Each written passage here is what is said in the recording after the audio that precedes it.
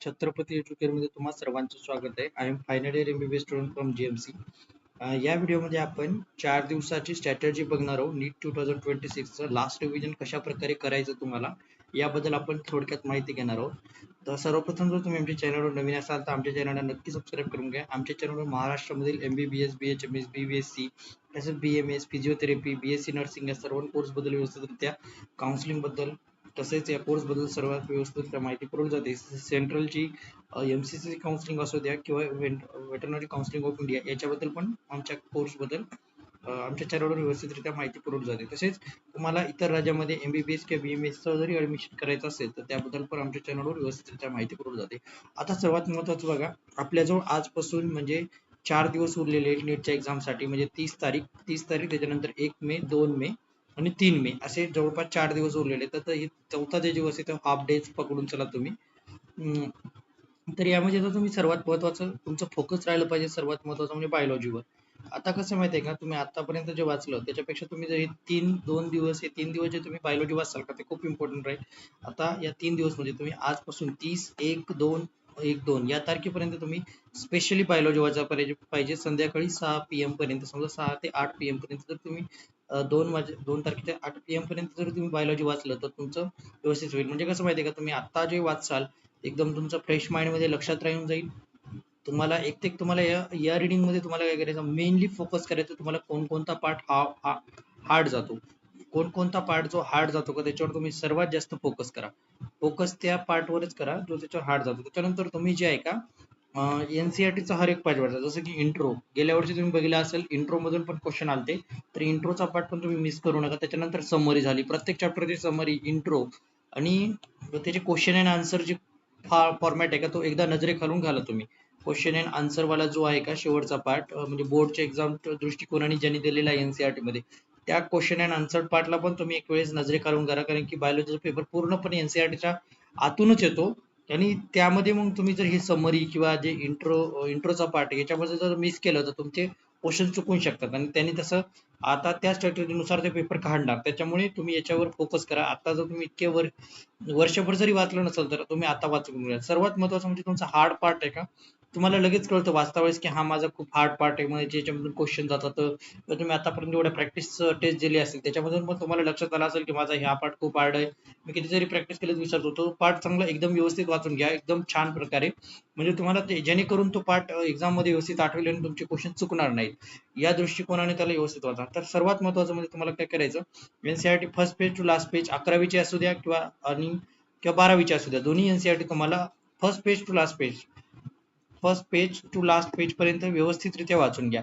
त्याच्यामध्ये तुम्हाला main focus कशा कशावर करायचं, इंट्रोचा पार्ट असू द्या, समरी असू द्या, त्यानंतर तुमचा जो हार्ड पार्ट आहे तुम्हाला जो बार बार ज्याच्यामध्ये जास्त तुमचे क्वेश्चन चुकत आहेत त्या गोष्टीवर जास्त फोकस करा. आणि क्वेश्चन अँड आन्सर वाला पार्ट थोडं नजरेखालून घाला, म्हणजे त्याच्यामधून जर तुम्हाला जे क्वेश्चन आले तर ते तुम्हाला जमले पाहिजेत. आता ही स्ट्रॅटेजी तुमची राहिली पाहिजेत कधी, 2 तारखेपर्यंत. 2 तारखेला संध्याकाळी तुम्ही जर 2 तारखेला तुम्ही संध्याकाळी काय सुरुवात करायचं माहिती का, तुमचं केमिस्ट्री सुरू करायचं. केमिस्ट्रीचे तुम्ही शॉर्ट नोट जर काढले असेल तर त्या तुम्ही सुरू करायला पाहिजेत. शॉर्ट नोट्स आहेत ना त्याच्यामध्ये तुम्हाला मेनली फोकस काय करायचं, स्टेटमेंट असतात केमिस्ट्री मधले स्टेटमेंट, की एव्हरी मोल ऑक्युपाय 2.24 लिटर ऑफ गॅस, असे स्टेटमेंट राहतात ना. की थर्मोडायनेमिकचा फर्स्ट लॉ झाला, थर्मोडायनेमिकचा सेकंड लॉ, की every energy neither be created energy not be डेस्ट्रॉइड, किंवा ते सेकंड थर्मोडायनेमिकचा सेकंड लॉ झाला, इक्विलिब्रियमचे जे 2-4 इक्वेशन आहेत किंवा जे काही हे आहेत स्टेटमेंट, असे व्यवस्थित तुम्ही शॉर्ट नोट्स काढलेले असेल तर तुमच्या शॉर्ट नोट्स वर तुम्ही फोकस करा. आणि त्याच्यामध्ये तुम्ही फिजिकल केमिस्ट्रीचे जे काही हे आहेत, फिजिकल केमिस्ट्रीचे फॉर्म्युले याच्यावर तुम्ही सगळ्यात जास्त फोकस करा. कारण कसं माहिती आहे का, हेच तुम्हाला नंतर पेपरमध्ये सोपं करून देईल. तुम्ही शॉर्ट नोट्स काढलेले असेल तर खूप चांगलं आहे, जरी नसेल काढलं तर मेनली फोकस करा फॉर्म्युला. एक सर्वात महत्वाचा पॉईंट म्हणजे फॉर्म्युल्यावर फोकस करायचं पहिले तुम्ही. आणि दुसरा पॉईंट जर महत्वाचा जर बोलायला गेलं, फॉर्म्युल्यावर फोकस करा, स्टेटमेंट. आणि त्याच्यानंतर जर इनऑर्गॅनिक केमिस्ट्री असेल तुमची तर इनऑर्गॅनिक केमिस्ट्रीमध्ये बॉइलिंग पॉईंट, मेल्टिंग पॉईंट, त्याच्यानंतर त्याच्यामधले चार्ट जे आहेत की नाही त्याच्यावर तुम्ही फोकस करा. इनऑर्गॅनिक केमिस्ट्री नंतर प्रत्येक ते टेबल जेवढे काही टेबल आहेत NCERT मध्ये, ऑर्गॅनिक केमिस्ट्री त्याच्यावर जर तुम्ही फोकस केला त्या रात्री व्यवस्थित ते बघून, तर तुमचं व्यवस्थित होऊन जाईल. आता तुम्हाला वाटत असेल की बायोलॉजीला 3 दिवस लागतील का? नाही, ऍक्च्युली तुमचं बायोलॉजी आहे का नाही, आज 30 तारीख आहे, आज जर तुम्ही सुरू केलं 30, 1 आणि 2 तारखेच्या मिड पर्यंतच होऊन जाईल तुमचं, म्हणजे मिड पर्यंत तुमचं बायोलॉजी आरामात होऊन जाईल.